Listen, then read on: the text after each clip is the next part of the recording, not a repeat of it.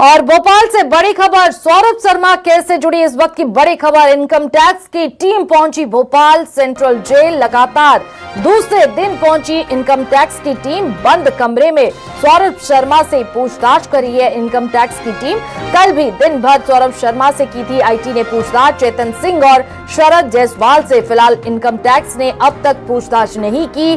कल 5 घंटे की थी इनकम टैक्स में पूछताछ और 10 करोड़ कैश और 52 किलो सोने को लेकर पूछताछ करी है इनकम टैक्स।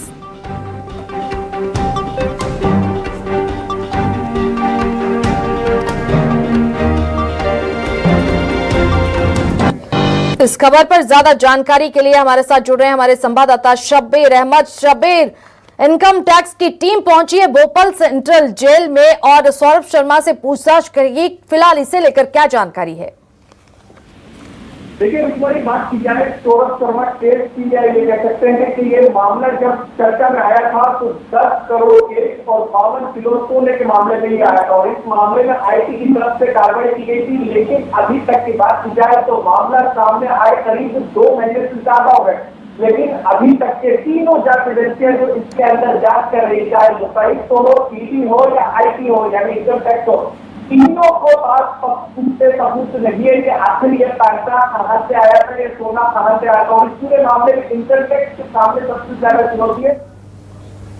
पूरे मामले में इनकम टैक्स के सामने सबसे ज्यादा चुनौती है क्योंकि मंडोरा के जंगलों में उसी की तरफ से कार्रवाई की गई थी। एफआईआर भी उसी की तरफ से ही दर्ज की गई थी।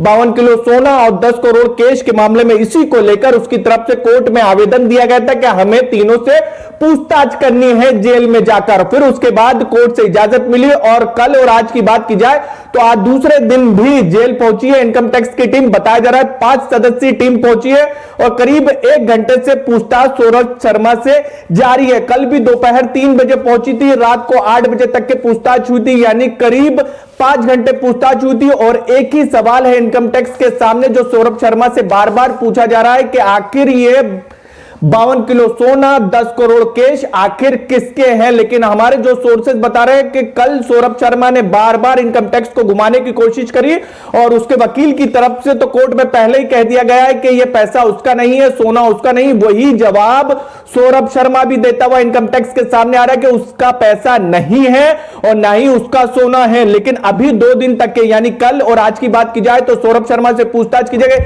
अब इनकम टैक्स पूछताछ करेगी चेतन सिंह और शरद जायसवाल से, लेकिन पहले पूछताछ कर सकती है चेतन सिंह से क्योंकि जो मंडोरा के जंगलों में पैसा और सोना मिला था रुक्मणी, वो चेतन सिंह की ही गाड़ी थी। अब सवाल सबसे बड़ा यह है कि यह पैसा किसका है और गाड़ी कैसे मंडोरा के जंगलों में पहुंची थी।